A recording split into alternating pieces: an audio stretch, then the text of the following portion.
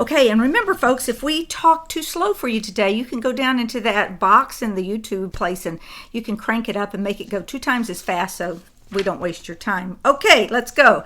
I have just authorized a doubling of tariffs on steel and aluminum with respect to Turkey as their currency, the Turkish lira, slides rapidly downward against our very strong dollar. Aluminum will now be 20% and steel 50%. Our relations with Turkey are not good at this time. Notice that he keeps hammering on Turkey, supposedly over one person. What a joke. No, he knows that they're NATO, and he knows that he needs them out. He is outing them. Since he got his foothold in a worldwide global transformation of the economy of the world, he's now going after the individuals with sanctions like North Korea, like Iran and Turkey and others.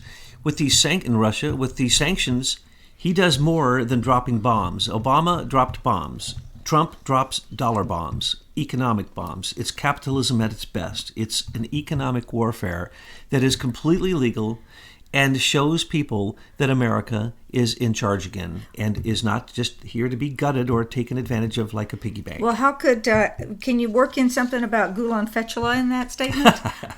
Yes. Any minute, I think that he already has, that Erdogan, president of Turkey, will come out and say that Trump's part of the rogue CIA that's helping Fethullah Gulen try to depose him, and that's the reason he's arrested thousands and thousands of people who just cross his path, Erdogan, that is. And so, yes, he wants Fethullah Gulen, and we told you that that's why Trump teased him and said, I want this one minister back. That's it, a Christian guy. I want him back, and I want him back now, and I'm willing to break the back of your currency if you don't give him to me. That's not what it's about. He chose a guy that he knew he wouldn't give up without us giving up and allowing Erdogan to get Fethullah Gulen back in his country so that he can basically kill him.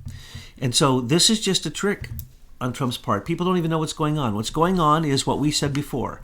Turkey should not be part of NATO, especially when a madman, a fascist Islamic dictator, is in charge of it. And so what is he doing here? He's simply showing the world who Turkey is. Remember, we've gone into the criminal activities of Turkey with the refugees and the... But Thomas, what is NATO supposed to be protecting? Against those nasty Russians. Well, if Germany is doing financial deals with Russia, why would anybody need protection? I mean, why do we have NATO anymore? It shouldn't even exist in the Atlantic Council. The worst propaganda machine in Europe and in America needs to simply be closed down because we now know the criminal activities of the people on the Atlantic Council. Okay, now the next one. And this is August 10th. Sorry, I didn't say that up front. Democrats, please do not distance yourselves from Nancy Pelosi. She is a wonderful person whose ideas and policies may be bad, but who should definitely be given a fourth chance. She is trying very hard and has every right to take down the Democrat Party if she has veered too far left. When I read this, Betsy, I laughed so hard. I thought, boy, Trump is just feeling his oats. He's feeling so good. No, he's trolling. He's like a master troll. Yeah, totally. And on so many levels, it's so dadgum funny because really, we've said this before because he has said things like this, but not quite so clear, that Nancy Pelosi is the best person in the Republican Party. She is the best person in the Republican Party. That's right, folks. She doesn't know where she is, what she's doing, what year she's in, who's the president, where her teeth are, or anything. The only thing she does is obstruct. And the second that they put a microphone in front of her, she just becomes a complete maniac. So it's beautiful. She is the best thing for the Republican midterms. That, along with her policies on DACA, because now it's very obvious, because Trump has called them out so many times on these stupid policies of the Democrats and in the Congress, but also in the Senate. And Nancy Pelosi leads it. And they think that she's a genius. She's not a genius at all. Show anything that she's done. She is a complete loser, a zero. And when you look at it, anything she's yelling about now, look at her record. She used to support it. Well, Thomas, let me segue into a conversation I think we would like to have, and that is about elections and the fairness and transparency. And you just mentioned that with Nancy Pelosi. You have a lot on your mind about that. Well, what we're seeing is that Harvard just released a study from a group they have called Just Facts. And they demonstrated that between 6 to 8 million illegal aliens voted in the last presidential election. So, as you know, they generally tend to vote Democratic. They may vote Republican this time, and that's the very funny thing about it. And so what we're seeing is there was tremendous election rigging last time.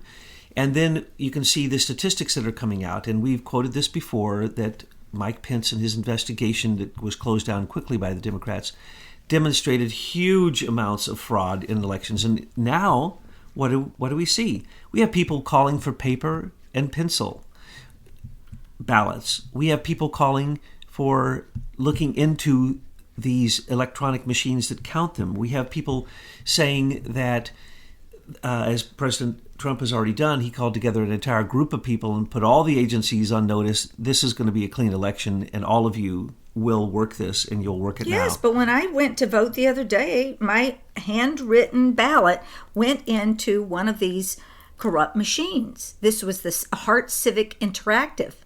But at this point, we now know exactly who it is who would have to manipulate it once the total is in there. It'd be manipulated by PC Anywhere, by the Secretary of State in their office.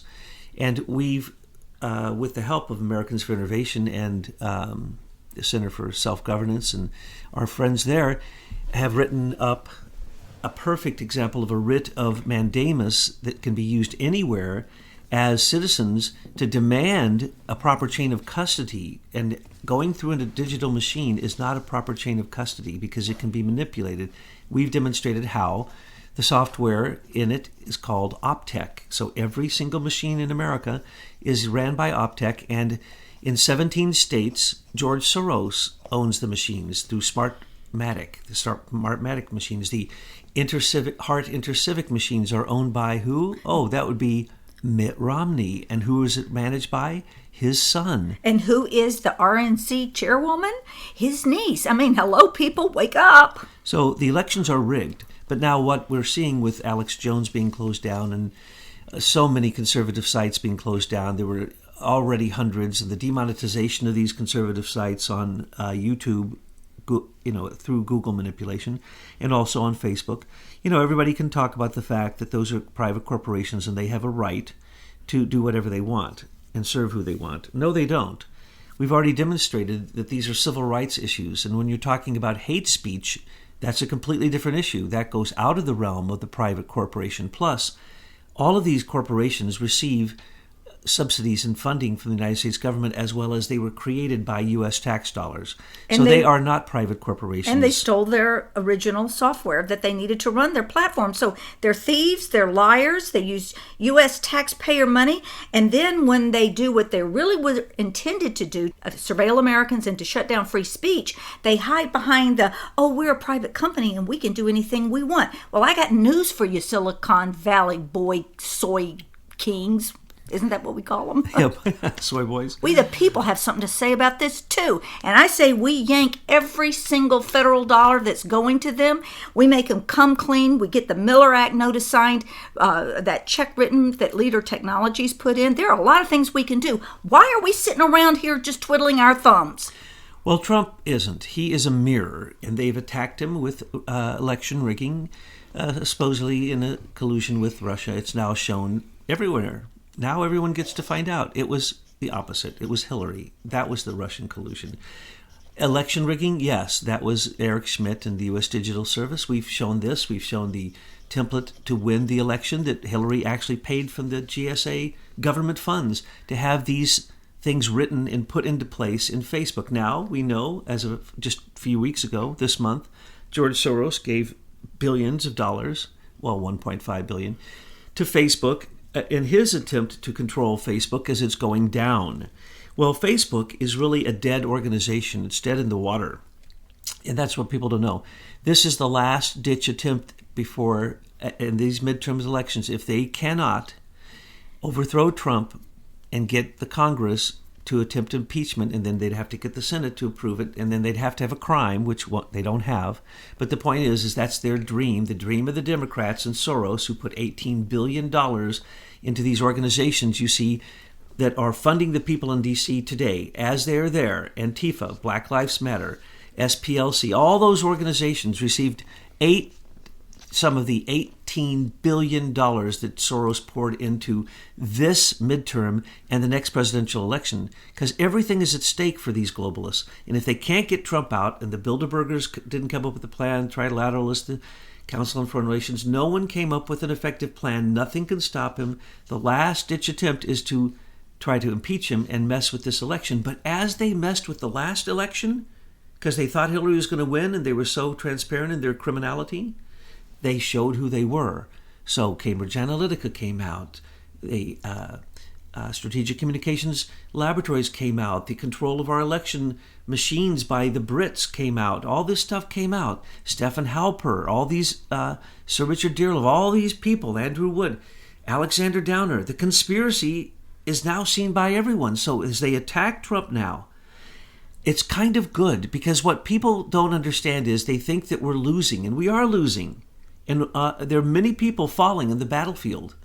But at the same time, their deaths are not in vain. So these alternative news agencies... They're figurative deaths, too. The death of their presence on the internet. Mm-hmm. They now want to wipe them out. Wipe out websites. Whole websites. Ours could be just wiped out one day. Just wiped Why? it out. Because some senator says, I don't like that website, off they go. They can't wipe out Islamic fascist sites. But they want those people because they're trying to overthrow the United States, people. And these are their warriors on the ground. You think these globalist neocon senators are going to get their hands dirty? No, they're going to send chumps out to do their work. So as they tried to push on election rigging as an excuse, what's coming out? The opposite, the Trump effect, the mirror effect. It's bouncing off him, going back and landing on them and showing the stain of their own guilt. Because what are we finding out? The closer we get to this election, the more we find out the last one was rigged. For instance, let me just point something out. Facebook has lost half of its participants in 2 years, but it has not decreased its value in the stock market. Well, if Facebook was driven by advertisements and they lost half of their people, half of their clients, wouldn't that affect their income? It is fake, folks. Instagram, PayPal, all of those that came out of stealing the technology that you just mentioned, those are fake companies. And that's the reason that even Google and even YouTube, Eric Schmidt jumped, didn't he? And where is he now? He's in China perfecting the digital prison. The totalitarian digital prisons for each person in China is now being applied to America in its nascence, in its beginning stages. So what are we witnessing? What they thought was going to happen was all the power and economic control was going to go to China. That's what Kissinger and all the bigwigs said. Trump completely destroyed that plan. So now they're trying to bring that totalitarianism completely to America. George Soros spent $6 billion getting Obama elected, trying to get Hillary elected. He's spending $18 billion to try to win this midterm and get Trump out at the next election. Okay, Trump says he has a very good phone call with Emmanuel Macron, president of France, discussed various topics, in particular security and trade. Many other calls and conversations to date. Looking forward to dinner tonight with Tim Cook of Apple. He's investing big dollars in USA, and Betsy wants to know if they cooked apple pie for dessert. Yes, they cooked up Tim. Yeah. And made him into an apple pie, because this is what Trump said to him. Why did you kick Alex off? Why did you make a personal decision? Why did you and Dude Zuckerberg decide that? I guess you really want a war with me. So your friend Eric Schmidt is over there in China, turning it into total digital totalitarianism, but you're not going to do that here. And you bring your, as he says, the trade is coming back to America. You bring your efforts back here and stop stealing taxes, or basically I'm going to crash you like I'm crashing them. What people don't know is that behind the scenes, Trump, the one-man team, is doing more than Dan Coats and the entire intelligence community could do to stop surveillance.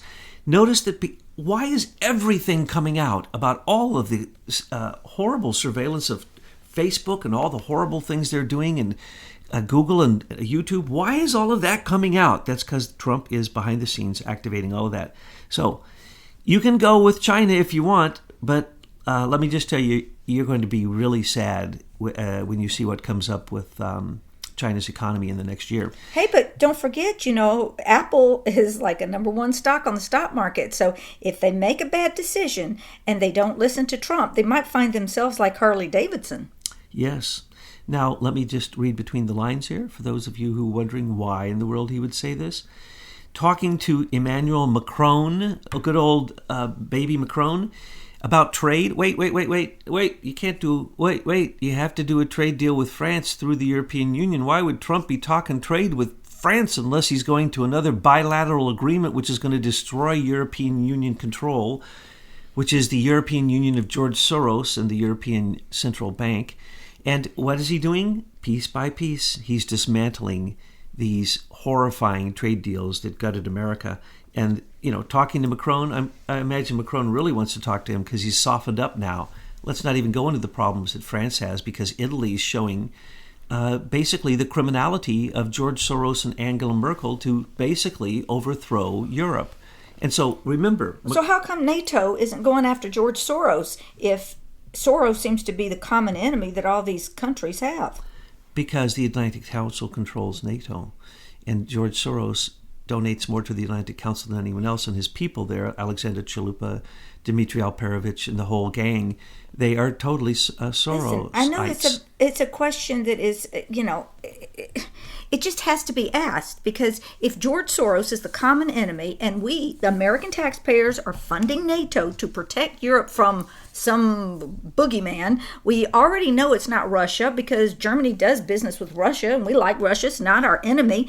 George Soros is the frickin' enemy. So NATO needs to go after him and we need to stop funding NATO. But the whole Privy Council is on board. Well, not the whole council, but the most powerful members of the British Privy Council are on board with Soros from the beginning. When you say Open Society Foundation, you might as well say European Union. That's what it was about. That's the basis of it, is this myth that opening your borders is a good thing. That's complete stupidity. If you can believe that, afterwards you can believe anything that George Soros tells you. And yes, after 18 color revolutions where he has destroyed economies, which then caused the death of millions of people, why don't they go after him?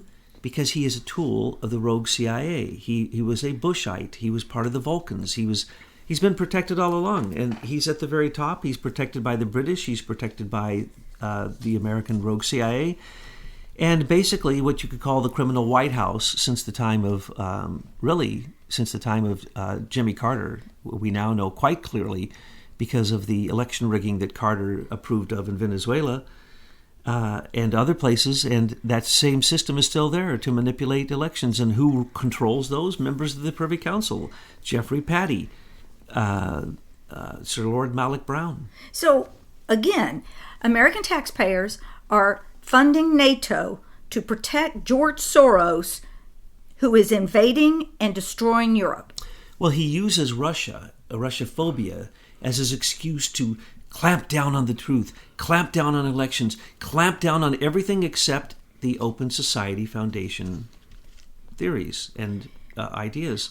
This ideology someday will be seen to be much like the Bolsheviks, or it's a horrifying form of communism that leads to chaos, that leads to economic vulturism. He's an economic vulture. He's an economic hawk. He's a terrorist, economic terrorist. Well, do we have anyone in United States military intelligence that could connect these simple dots and go over there and take care of Soros or wherever Soros is and put an end to this? I mean, do you know what we pay our military and they can't figure this out? George Soros gave up all the money he had, $18 billion, to get it out of his banks and out of his offshore accounts, to pour it into manipulation and control of Europe and America, which, because he's already got his control mechanisms in many other countries throughout the world. So at this point, you could go after his tax evasion, and then you could freeze all those dollars. And then forget that. He is an enemy of the people of the world. They need to go over there and put him in shackles and put him in some cage awaiting his global military tribunal trial. There are multiple cases against him in international courts saying that he's an economic terrorist, but they never go forward. Why? Because he is at the control of doing. He's the outer person. He's the representation. He's the representative. He's the salesperson for the globalists, for the New World Order. He is the number one salesperson for it. Well, the best way to take down a company is to take down their number one salesperson. That's a good point. Because nothing happens until somebody's selling something. So let's take out George and start working our way down. And I want to see some action on this. We taxpayers are paying for the protection of our country. Where is our military? I'm so sorry to have to keep asking this. The senior executive service members are in the military also. I have to remind you of that. Well, when are we going to get rid of senior executive service? Because I know they're the domestic enemy running the show behind the scenes. We believe, are slowly being dismantled, just like we believe that the surveillance of Americans through corporate mechanisms, the FANG, the big ones, or through Facebook, Amazon, Apple, Netflix, Google, and Google. Yeah, so but those corporations, let's defang them, are being defanged because Trump is going behind the scenes. Trump can simply say, "I'm canceling the contract you have, dude Zuckerberg, with the military for cloud computing. I'm canceling, Jeff Bezos, our contract with you, which you would falter and fail. I'm going to charge you taxes properly. I'm going to charge you for your U.S. postal services that you're using. I'm not going to underwrite any of you anymore." If he didn't underwrite those people, and if he didn't underwrite the major companies like AT&T and Viacom and all of them, all of the cable companies, they would fold. People don't understand that we have pseudo-monopolies going on that no one even acknowledges. Well, how does that happen? Because senior executive service members in all branches of the federal government make sure that the bureaucratic status quo continues. It's as simple as that. You can knock out one, but you can't knock out the replacement. So what they're doing, we just pointed this out, all of the GS11s were bumped to 12 so that they can apply for 13s, which is where all SES members start, GS13. That's because they're going to do merit pay, and they're going to do merit examinations, and they're going to do full security checks. That is going to wipe out thousands of members of the SES. That's the reason they're all going completely nuts. If they can't impeach Trump after the midterms, and if they don't win, and they won't, and if they can't impeach Trump, which they won't, they're going down. That's correct. They're going down. And what happened to Dan Coates? He just belly flopped on us. Dan Coates was overwhelmed by senior executives of members of the SES. That's the reason they're all going completely nuts. If they can't impeach Trump after the midterms, and if they don't win, and they won't, and if they can't impeach Trump, which they won't, they're going down. That's correct. They're going down. And what happened to Dan Coates? He just belly flopped on us. Dan Coates was overwhelmed by senior executive service members who don't allow him to say anything except his name, rank, and serial number, just as others who are put in those positions have to do. All right. Next tweet. Thank you to Kanye West and the fact that he is willing to tell the truth. One new and great fact. African American unemployment is the lowest ever recorded in the history of our country. So honored by this. Thank you, Kanye, for your support. It is making a big difference. And this is in reference to the very last tweet that he says, that he's proud of the lowest African American Hispanic unemployment rates in history. What is he saying? He's saying, I have done more for blacks and Hispanics than Obama did in 8 years. And I've done it in 18 months, and it's going to get a whole lot better. And but Obama wasn't black. He's Indonesian. Correct. But he acted like, with his virtue signaling and all of his wonderful speeches that somebody wrote for him, and he read, using the same techniques as Hitler. Look at the way Hitler gives a speech. Look at the way that Obama gave a speech. In the beginning, same exact methodology. It's a way to convince people that you're inspired when he wasn't. So what did he do? He did nothing. He sold African Americans down the tubes. He sold Hispanics down the tubes. And remember, he deported more people in his time each year than Trump has. Well, he doesn't care. He's not an African American, and he should not have held the office of presidency because of his questionable birth background. So he doesn't have any skin in the game in America. So of course he sold us out. Yeah, he was selling out to George Soros, who was his puppet master from the beginning. Now, Kanye West uses tremendous subliminal programming in his music, I understand, I'm told by experts. And so he knows about subliminal programming. So Kanye woke because he woke from the subliminal programming. He is not controlled by MSM.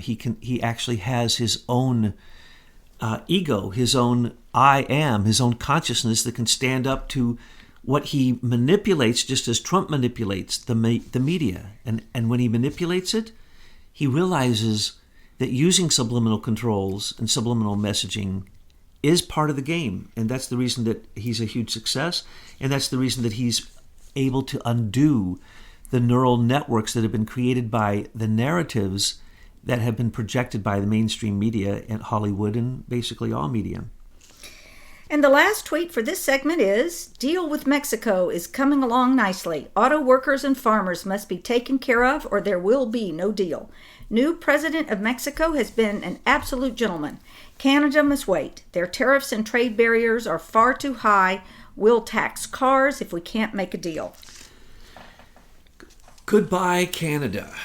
You're up there doing your silly nonsense, and Saudi Arabia squished you like a bug because you were trying to do your virtual signaling, But we are not talking about the good citizens of Canada here. We're talking about their leaders that are just as corrupt as ours. The elected officials. Yes. So don't be asleep. Elect different officials.